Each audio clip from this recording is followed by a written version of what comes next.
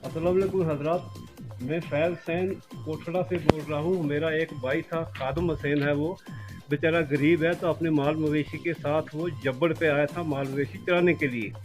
और आज सुबह 7 बजे तकरीबन आसमानी बिजली गिरी और उसकी एक भैंस दूध देने वाली और दूसरा एक चोटा जिसको हम बोलते हैं वो, कम से कम 2 लाख रुपए के थे दोनों। तो उनको अचानक बिजली पड़ी तो उसका नुकसान हो गया। बिजली पड़ने के साथ साथ वहाँ लकड़ियाँ थी वो भी जल गई, जो कि मौके पर आके पुलिस वालों ने भी देखा और वहाँ डॉक्टर भी वेटनरी के आए, उन्होंने भी देखा, और पटवारी और नायब तहसीलदार साहब भी आए हुए थे। हम इन सब के बहुत शुक्रिया अदा करते हैं और एडमिनिस्ट्रेशन से ये गुजारिश करता हूँ कि इस गरीब की इमदाद की जाए, क्योंकि इसका घर में कोई मेल दूसरा आदमी कमाने वाला नहीं है। इसका ज़रिया माश इन्हीं भैंसों के ऊपर था, इन्हीं का दूध वगैरह ये बाज़ार में फ़रोख्त करके तो अपना गुजारा करता था। इसका कोई दूसरा ज़रिया नहीं है गुज़र औक़ात करने का।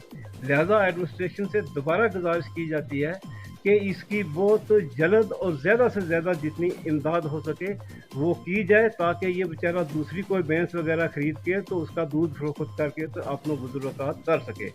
इसी के साथ में फिर इल्तिजा करता हूँ मोहतबाना जनाब डिप्टी कमिश्नर रजौरी से, जनाब तहसीलदार दरहाल से, कि इसकी इमदाद की जाए बहुत जल्दी जल्दी। ये बहुत गरीब और मुस्तहिक आदमी है।